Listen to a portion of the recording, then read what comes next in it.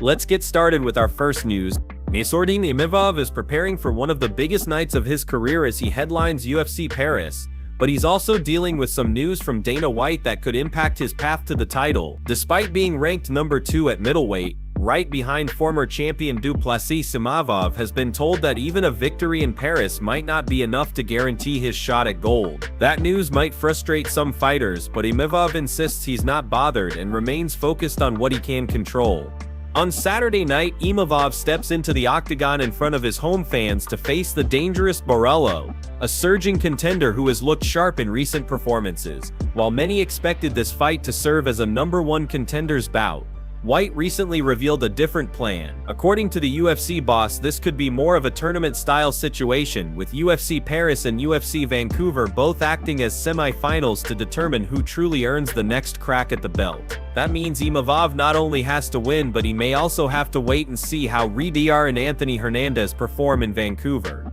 It's a twist that might unsettle most fighters, especially considering Imavov's incredible momentum. Earlier this year, he knocked out former champion Israel Adesanya in stunning fashion, a victory that many believed had already secured his title shot. But instead of capitalizing on that, the UFC gave Khamzat the opportunity, and he went on to dominate Duplessis in a one-sided showcase. That left Imav on the outside looking in, forced to prove himself all over again despite his accomplishments. Still, Imav is refusing to let frustration take over. In a recent interview with MMA Fighting's Mike Heck, he made it clear that he knows his value and he knows his time is coming. "No, I'm not disappointed," Imav explained. "I know what I'm worth, and after this fight I'm going to be the number 1 contender for the belt. I know that what I've done in the weight class, no one else has done it. If you talk about those 3 contenders, they didn't do what I did." He doubled down on his confidence, stressing that he is different from anyone else in the division. The French contender believes his body of work speaks for itself, and he plans to make a statement in Paris that will leave no doubt in Dana White's mind. For Imav, it's not just about winning, it's about producing another highlight reel moment that proves he is ready for the championship stage.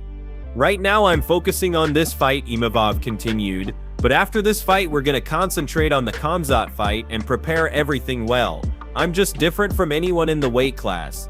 With the roar of the Paris crowd behind him and a clear vision of what he wants, Imav is determined to show that nothing will stop his rise. He isn't letting politics, matchmaking, or tournament brackets distract him. He knows that with the right performance, he will stand out as the true number 1 contender, ready to challenge for UFC gold.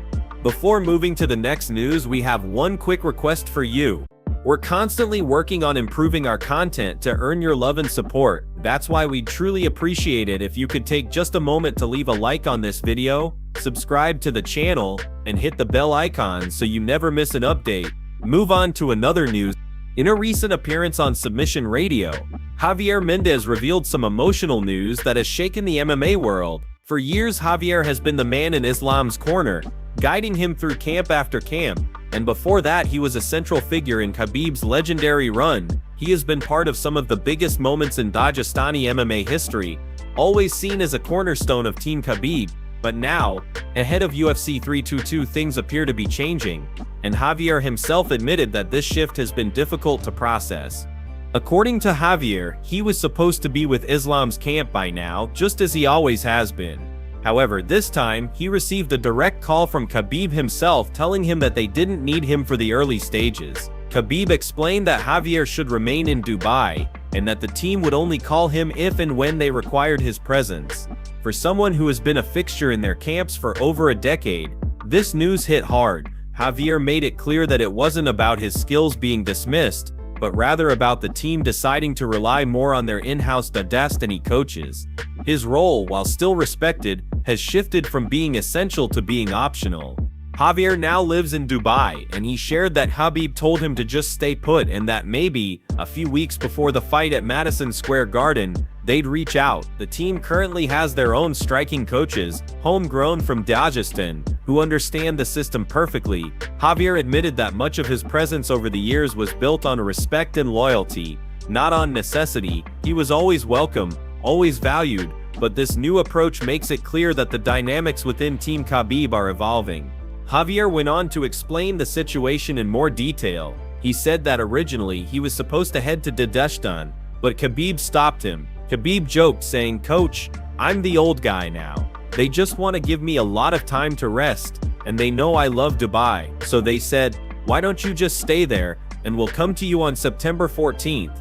We'll start training camp, then get ready for the Usman fight on October 3rd, followed by Umar's fight on October 25th in Abu Dhabi, and after that we'll take off to New Jersey for Islam's fight." Javier agreed without hesitation, saying, "That's fine. Whatever they want me to do, I'm going to do."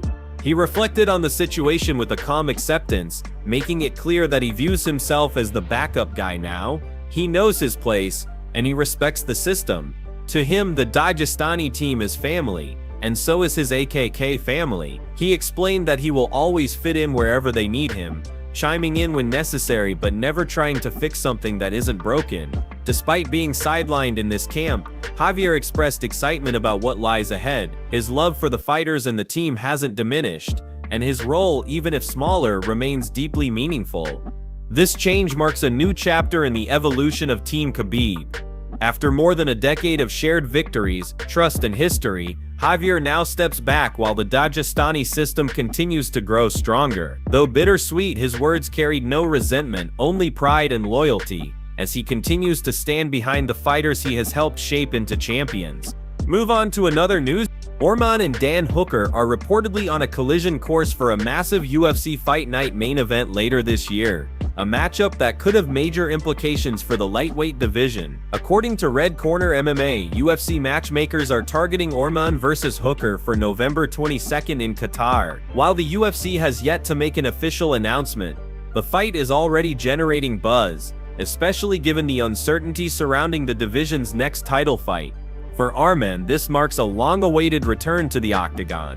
Earlier this year, he was set to challenge Islam for the lightweight title at UFC 311, but just hours before the event, he was forced to withdraw due to a serious back injury. It was a crushing setback for one of the division's fastest rising contenders. Now he has the chance to remind the world why he's been considered a future champion ever since his UFC debut. Dana White has already made it clear that Arman will need at least one more victory before earning another shot at gold, and a win over Hooker could be exactly what he needs to secure his place at the very top of the lightweight ladder.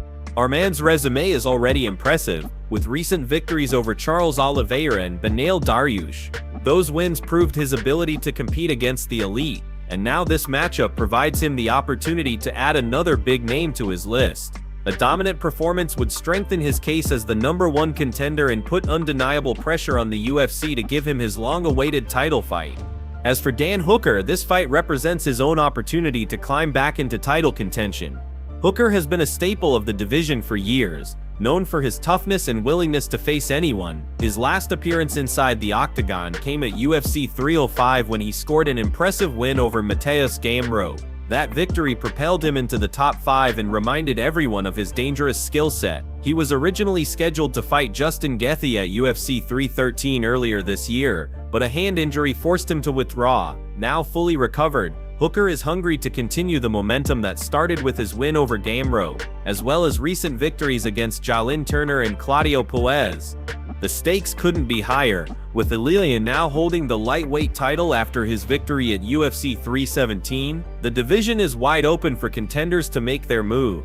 Ilia even had a heated face-off with Paddy Pimblett immediately after winning the belt, hinting at a potential first defense. But if Arman or Hooker deliver a statement win in Qatar, they could easily leapfrog into that challenger spot, changing the entire landscape of the division. Adding even more significance, the November 22nd card will be the UFC's first ever event in Qatar, making it a historic night for the promotion. The full lineup is expected to be revealed in the coming weeks, but with Arman vs. Hooker as the main event, fans already know they're in for a high-stakes, action-packed showdown that could determine the future of the lightweight division. Move on to another news. The UFC's massive antitrust lawsuit settlement is finally starting to pay out, and the numbers are turning heads across the MMA world. According to veteran combat sports journalist John S. Nash, who obtained the latest filings, fighters who were part of the lawsuit are now set to receive their share of the settlement. The Lee vs. Zuffa claims administrator, Ant Group, has officially filed a report detailing how the funds will be distributed among eligible fighters. Payments are scheduled to go out no later than September 16th, and while the average payout is already significant, one fighter in particular is cashing in big. The report reveals that the average payment to a claimant from this class action is $231,229. That means, on average, every fighter who is part of the settlement will receive close to $250,000. The median payout sits lower, at $86,046, showing that many fighters will fall below the average while a select few will earn much more.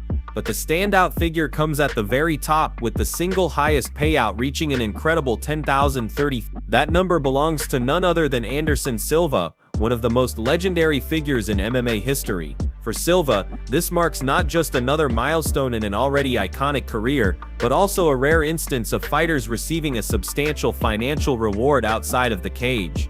At the other end of the spectrum, the lowest reported payment in the settlement is $16,138. While that figure may not seem enormous compared to the headline numbers, it still represents a meaningful amount for many athletes who struggled to get by financially during their fighting careers. For fighters who earned relatively little during the class period, even a payout of that size is a reminder that their efforts in the Octagon have not been entirely forgotten.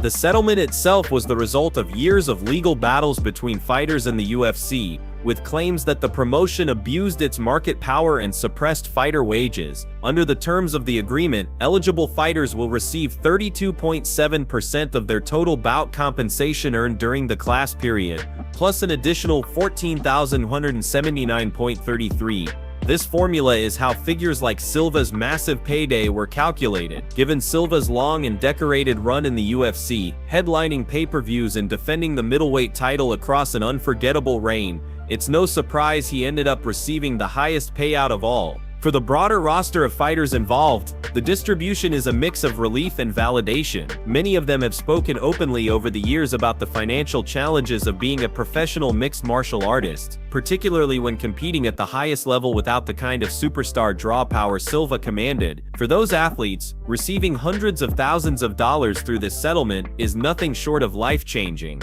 This payout marks an important moment in UFC history.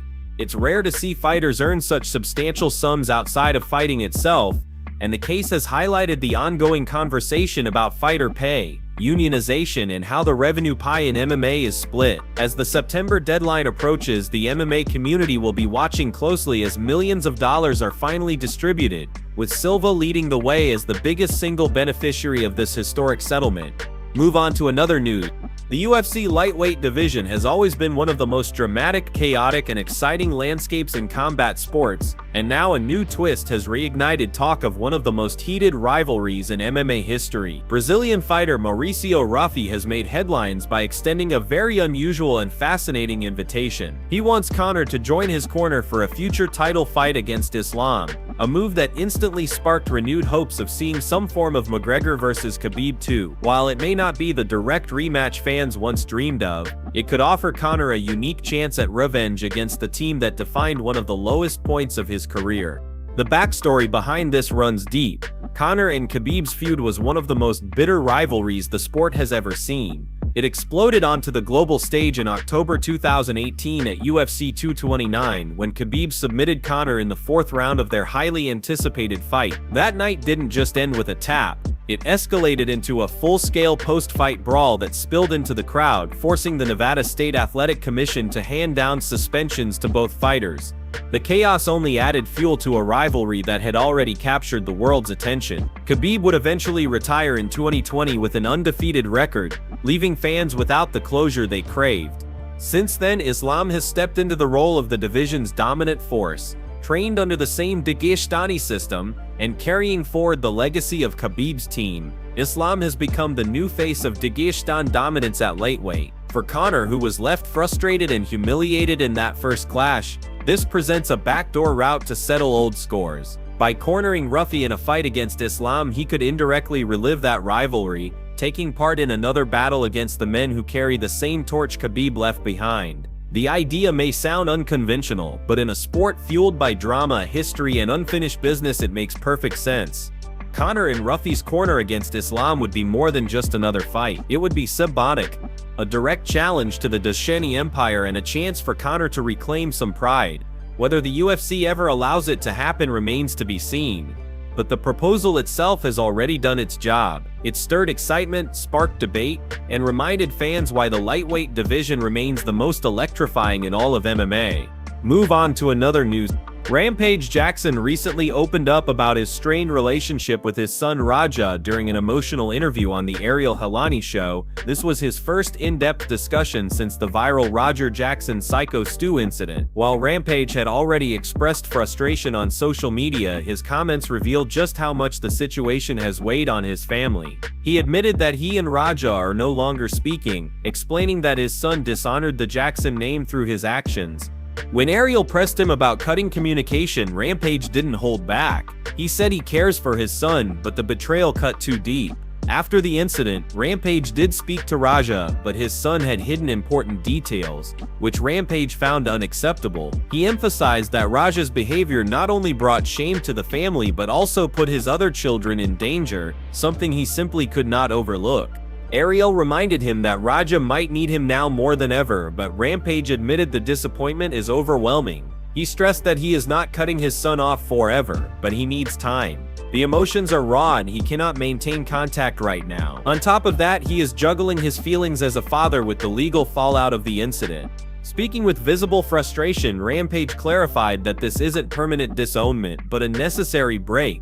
He explained that as a parent, there's no clear rulebook for how long you step back after your child hurts someone. Raji's actions, which led to a person being hospitalized, were far from minor mistakes, and Rampage cannot simply look the other way. At the same time, he admitted he is not perfect and doesn't have all the answers for handling the situation. Still, he is very disappointed not only in Raja's actions but in the way they were hidden. The shame brought to his family name and the risk to his other children are things he cannot ignore, no matter how much he loves his son. Rampage acknowledged this is the worst moment of Raja's life, but it is also one of the hardest for him as a father. For now, disappointment outweighs fatherly instinct, and he needs space before communication can begin again.